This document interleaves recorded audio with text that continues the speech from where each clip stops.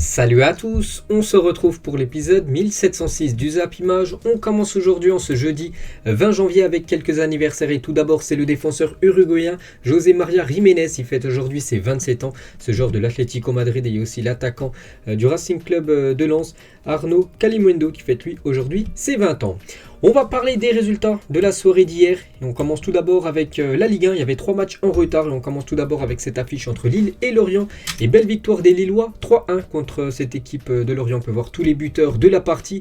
Et il y a eu 3 buts très rapides dans le jeu pour cette équipe de Lille. 3 buts en seulement 31 minutes. C'est la première fois depuis le 7 avril 2013 que Lille inscrit 3 buts aussi rapidement dans un match de Ligue 1. Donc voilà, il ne fallait pas manquer le début de match, bien sûr, de ce Lille-Lorient. Hier, bien sûr, vu que Lille a inscrit des buts très tôt dans la partie. On peut voir les stats de la partie. On peut voir quand même que Lorient a plus tiré quand même que cette équipe de Lille. Mais le problème, bien sûr, t'as beau tirer, il faut être efficace devant le but. Et bien sûr, c'est Lille qui a été bien plus efficace que les Lorientais.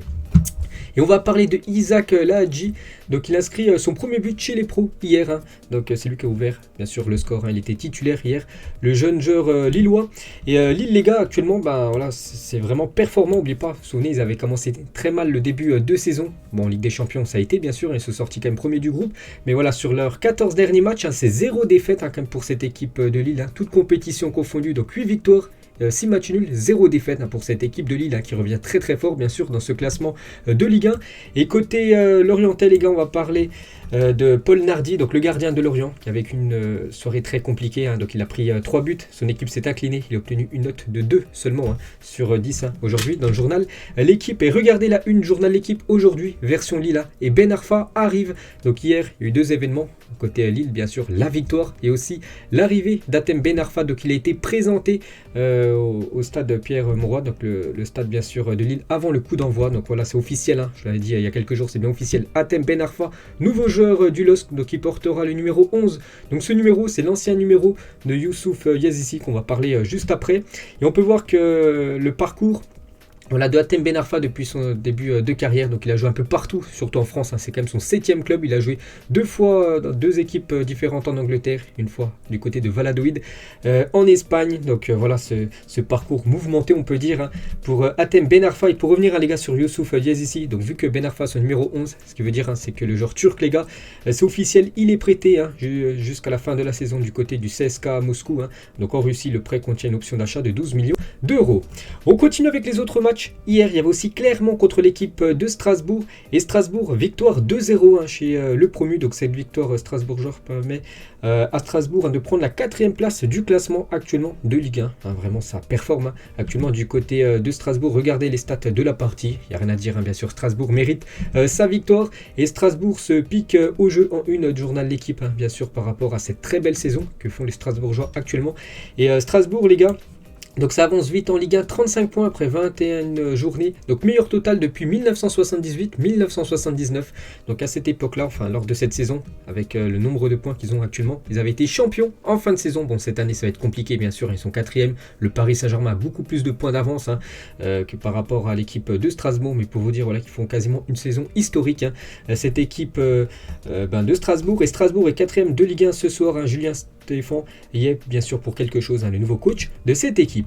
Et on peut voir les 6 derniers résultats de Strasbourg en Ligue 1. Donc c'est simple, que des victoires, à part une défaite contre l'équipe de l'OM. Donc voilà, très bonne forme du Racing qui lui permet de pointer bien sûr une incroyable 4e place de ce championnat français. Et il y avait un autre match, les gars, c'était entre Montpellier et l'équipe de Troyes. Et c'est une surprise parce que c'est Troyes quand même qui s'est imposé 1-0 du côté de Montpellier. L'Estac surprend Montpellier et prend un peu d'avance sur la zone de relégation. On peut voir les stats de la partie. Donc voilà, l'Estac quand même, on va dire mérite sa victoire. Et Montpellier, les gars, ils ont été pénalisés en fin de match parce que quasiment le meilleur joueur de l'équipe, Savanier, après un carton rouge à la 63e minute et quelques minutes après, donc 3 a marqué. Donc voilà les gars, les 3 résultats de la soirée d'hier. Dans le championnat français, un petit coup d'œil au classement. Donc on peut voir Strasbourg bien sûr à cette 4e place de Ligue 1. On peut voir la seconde partie du classement. Donc 3 avec sa victoire remonte à la 15e position. Il y avait aussi 2 matchs en Ligue 2 hier. Toulouse s'imposait facilement 4-0 contre la lanterne rouge du championnat, cette équipe de Nancy. Donc belle victoire de Toulouse et aussi la victoire très importante de Ajaccio. 1-0 du côté de Amiens. N'oubliez pas qu'Ajaccio et Toulouse, c'est 2 favoris pour monter la saison prochaine en Ligue 1. On prend la direction cette fois-ci de l'Angleterre. On commence commence avec ce match complètement fou hier du côté de Leicester. Leicester contre Tottenham et score final 3-2. Pour Tottenham. Tottenham arrache la victoire dans le temps additionnel. Regardez cette fin de match parce que Leicester menait toujours 2-1 à la 94e minute. Ils ont perdu le match. C'est incroyable parce que Bergwijn, donc il a égalisé à la 95e minute et à la 97e minute, il a permis à Tottenham de prendre les 3 points. Incroyable bien sûr cette fin de match. Donc Bergwijn, donc l'attaquant néerlandais. N'oubliez pas que Tottenham l'a mis sur la liste des transferts. Donc peut-être ils vont changer maintenant l'idée vu qu'il a été ultra décisif hier. Donc bref, il a inscrit son doublé victorieux dans le temps additionnel avec Tottenham hier soir en seulement 79 secondes. C'est incroyable cette fin de partie hier. Donc bien sûr il a été élu homme du match, vu que c'est lui bien sûr qui donne la victoire à Tottenham. Et on peut voir que Harry Kane, les gars, lui aussi buteur, c'est lui qui a inscrit le premier but pour les Spurs, donc il a marqué hier soir avec Tottenham. Donc il s'agit de son 5e but de la saison en championnat, et c'est lui aussi qui délivre la passe D pour le 3e but des Spurs. Donc Harry Kane, grosse prestation bien sûr du joueur anglais. Et depuis son arrivée, les gars, Antonio Conte, ça va bien mieux du côté de Tottenham. Depuis son arrivée à Tottenham, Conte est invaincu avec les Spurs en première ligue, 9 matchs, 6 victoires, 3 matchs nuls. N'oubliez pas que l'ancien coach, c'était compliqué, Tottenham était loin au classement. Et depuis qu'Antonio Conte a pris l'équipe, il a quand même changé la donne. C'est vrai qu'actuellement, Tottenham ne perd plus du côté du championnat anglais. Et depuis que Leicester est revenu en première ligue en 2014, leurs 15 rencontres avec les Spurs ont produit 59 buts. Arsenal contre Liverpool 62 est le seul match à avoir vu plus de buts pendant cette période. Donc vous avez compris la stat, souvent quand il y a Leicester contre Tottenham, souvent il y a beaucoup de buts en première ligue. Il y avait un autre match aussi hier en pelle, Brentford contre Manchester United et victoire des Red Devils 3-1 du côté de Brentford. On peut voir les buteurs côté Manchester United et c'est tout simplement des joueurs qui sortent de l'académie. Donc en gros le centre de formation des Red Devils. Donc Elanga, Greenwood et Marcus Rashford. Et pour revenir sur Elanga, que je connais pas les gars, donc voilà, nom de plus à surveiller bien sûr. Donc il a marqué son 2e but pour Manchester United cette saison. Donc regardez cette célébration spéciale qu'il a fait bien sûr. Le jeune joueur anglais maintenant qui commence à jouer de plus en plus bien sûr avec l'équipe première de Manchester United. Et avec cette victoire de nouveau à l'extérieur, donc c'est un record, Manchester United est devenu hier soir le premier club de l'histoire à remporter 300 matchs à l'extérieur en première ligue. Félicitations à cette équipe des Red Devils. Donc seules 4 équipes ont remporté plus de 200 matchs à l'extérieur dans l'histoire de l'appel. Donc Liverpool 239, Arsenal 246, Chelsea second 258 et maintenant Manchester United eux passent le cap des 300 matchs, 300 victoires à l'extérieur. Félicitations à eux. L'homme du match, c'est Bruno Fernandes. Il n'a pas marqué, mais bien sûr, encore une grosse influence pour le milieu portugais. On va parler d'une stat terrible du côté quand même de Manchester. On peut voir en première ligue cette saison, les gars, plus de 107 corners. 0 but, c'est qui sont très peu dangereux sur corner, cette équipe de Manchester United. On va parler de Cristiano Ronaldo. Après 2 matchs de repos, CR7 est titulaire pour le déplacement à Brentford hier. Et donc il a commencé titulaire, il n'a pas marqué. Cristiano Ronaldo, il n'a toujours pas marqué en 2022, c'est plutôt rare, on est déjà le 20 janvier. Et il est sorti aux alentours de la 70e minute et pas très content d'être remplacé, Cristiano Ronaldo. Là, c'est un événement. Souvent, Ronaldo, quand il commence le match, s'il n'est pas blessé, il fait le match entier. Et hier, il est sorti en cours de jeu. Donc, Ronaldo est sorti énervé à la 70e minute. On peut le voir, voilà sa détresse, bien sûr, sa colère, limite, bien sûr, à Cristiano Ronaldo. Pourtant, son équipe a mené quand même 2-0. Mais voilà, CR7 veut jouer tous les matchs. Il veut surtout marquer des buts pour améliorer ses stats. Et même si son équipe gagnait, lui s'en fichait, bien sûr. Il veut marquer Cristiano Ronaldo. Donc, qu'est-ce que peut dire Ralf Rangnick par rapport à Cristiano Ronaldo? Voilà, pour lui dire qu'il est sorti. Donc voilà, Rangnick il a dit. Donc CR7 m'a dit pourquoi vous m'avez fait sortir? J'ai dit que je devais prendre la décision pour l'équipe, pour le club. Peut-être que dans quelques années, quand il sera entraîneur, il comprendra. Donc voilà ce qu'a déjà dit le coach allemand. Il a aussi dit je n'ai aucun problème avec CR7. Il revient d'une blessure et ce n'est pas entraîné pendant 1 semaine et demie. Pourquoi ne pas utiliser les joueurs sur le banc? Donc voilà pourquoi, en gros, il a remplacé bien sûr Cristiano Ronaldo qui revient de blessure. N'oubliez pas qu'il a été forfait lors des 2 derniers matchs. Donc on va dire c'est plutôt logique, surtout que Manchester United menait de 2-0. Bon, après pour CR7, lui il n'accepte pas bien sûr de sortir. Donc n'oubliez pas que Manchester rejoue dans 3 jours, bien sûr. Donc là ça enchaîne, c'est pour ça qu'il veut avoir CR7 au top. Et Ferdinand, les gars, consultant maintenant sur une chaîne sportive en Angleterre, sur Ronaldo, il veut marquer des buts. Vous pouvez voir sa déception, mais je pense que le manager a bien géré la situation. Il lui a expliqué la situation. Il y a un match dans 3 jours et il aura l'occasion de marquer enfin son premier but sur cette année 2022. Et toujours avec CR7, donc il y a un an, jour pour jour, Cristiano Ronaldo inscrivait le 760e but de sa carrière professionnelle. C'était du côté de la Juventus, faisant de lui le meilleur buteur de l'histoire du football. C'était il y a un an, jour pour jour. Et toujours avec Manchester United, on va parler de Sancho. Donc Ralph Rangnick a expliqué la raison de l'absence de Sancho hier pour le match. Le joueur a perdu un membre de sa famille et s'est rendu aux funérailles aujourd'hui. Bien sûr, grosse pensée à Sancho qui vit actuellement des moments difficiles. Et Manchester, du coup, avec sa victoire hier, revient à 2 points de la 4e place, cette place qualificative pour la future Ligue des Champions. On peut voir ce classement sont toujours très très loin. Manchester United, ils sont 7e. Et voilà, ce classement est très serré entre la 4e et la 7e place. Il y a seulement 2 points d'écart. West Ham 37, Tottenham 36, Arsenal 35 et Manchester United 35. On peut voir que les 3 premiers commencent, bien sûr, ils partent.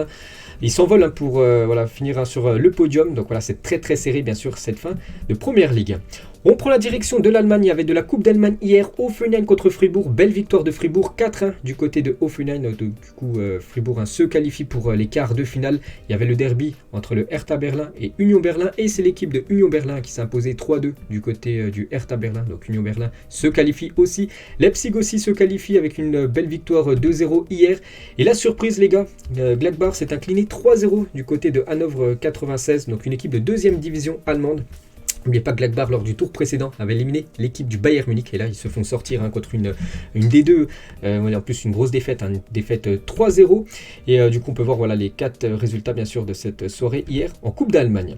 On prend cette fois-ci la direction de l'Espagne. Il y avait 2 matchs de Liga hier. Le Celta Vigo s'est imposé 2-0 contre Osasuna et Valence a fait un partout contre l'équipe de Séville et Séville qui était juste derrière le Real Madrid avec un match en retard. Donc du coup maintenant ils sont au même niveau, le même nombre de matchs joués et du coup on peut voir qu'il y a 4 points d'écart entre le Real Madrid et le FC Séville avec le même nombre de matchs joués. Et toujours sur le territoire espagnol, il y avait aussi un match de Coupe du Roi hier. C'était entre la Real Sociedad et l'Atlético Madrid et l'Atlético Madrid est battu 2-0 du côté de la Real Sociedad. On peut voir les 2 buteurs de la partie actuellement du côté de l'Atlético. Rien ne va, c'est vrai qu'il vit actuellement une saison très compliquée.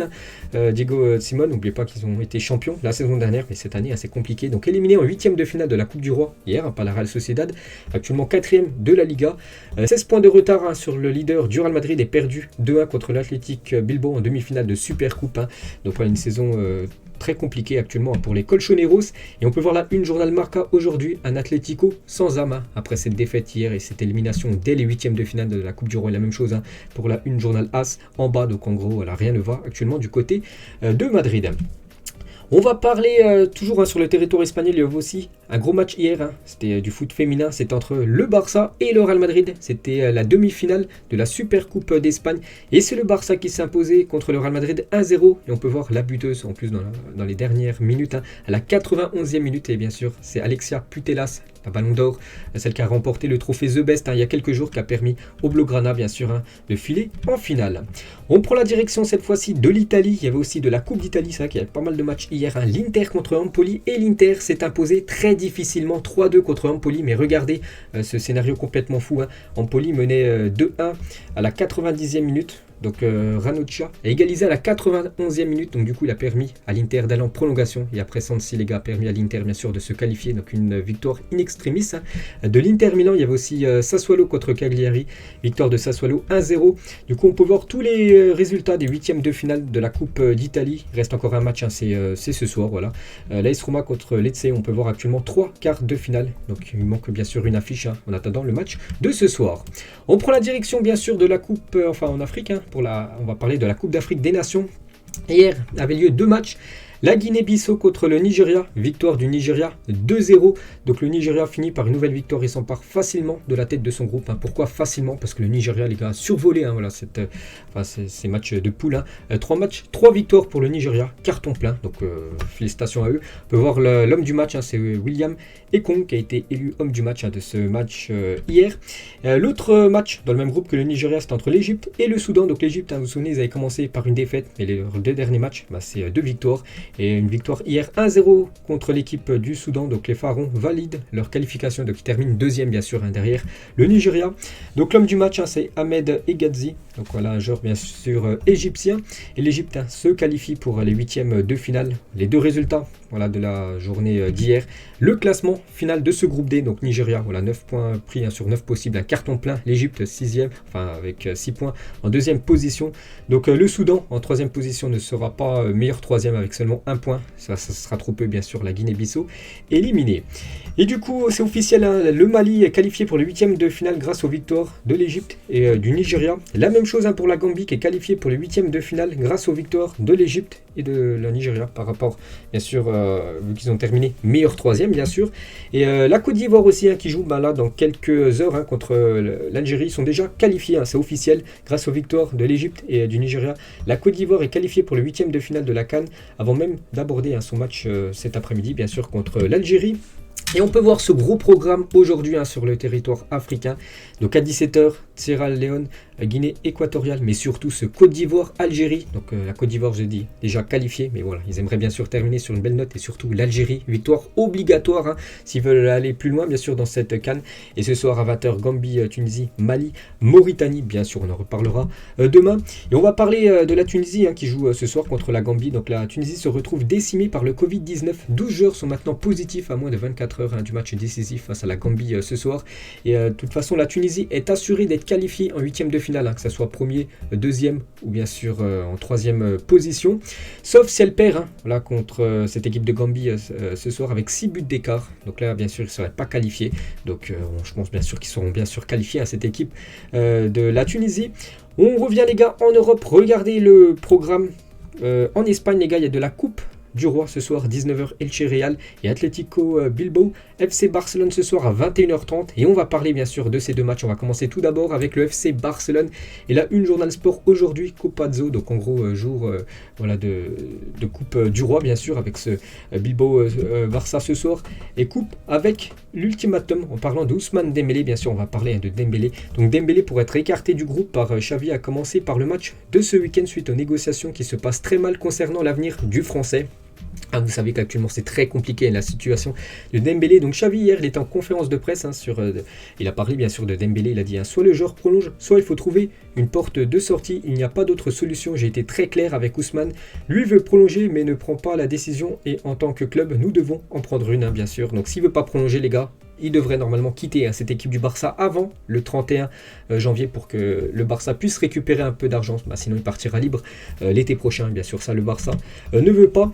Et la situation est si exceptionnelle que Xavi a retardé de 24 heures la publication des joueurs convoqués pour le match du Barça ce soir contre l'équipe de Bilbao. Donc s'il peut inclure Dembélé ou non voilà, dans cette liste. C'est pour ça qu'aujourd'hui je ne connais pas la liste des joueurs pour l'instant quand je fais la vidéo des joueurs convoqués pour ce match ce soir, parce que c'est toujours pas s'il va convoquer ou non Dembélé par rapport à cette situation exceptionnelle. Et on peut voir le 11 probable face à Bilbao. Donc à noter que Memphis sera à la place de Dembélé en cas de sanction de ce dernier, parce que voilà, Dembélé s'il est présent dans le groupe, il sera certainement titulaire, mais bien sûr s'il est exclu, sanctionné, donc voilà, ça pourrait être Depay à la place de Dembélé, sinon ça pourrait être Fati en 9, Ferran Torres côté droit, Piqué, Araujo, Alves ou même Ter Stegen au but. La grosse équipe, c'est quand même Bilbao en face les gars. Bilbao a disputé une finale il y a quelques jours, une finale perdue contre le Real Madrid. Et concernant Ansu Fati, donc il veut débuter ce soir, mais il est probable qu'il sera sur le banc. Les médecins du club ont conseillé les entraîneurs d'être prudents avec l'attaquant qui revient de blessure. C'est qu'il avait été décisif contre le Real Madrid avec un but de la tête.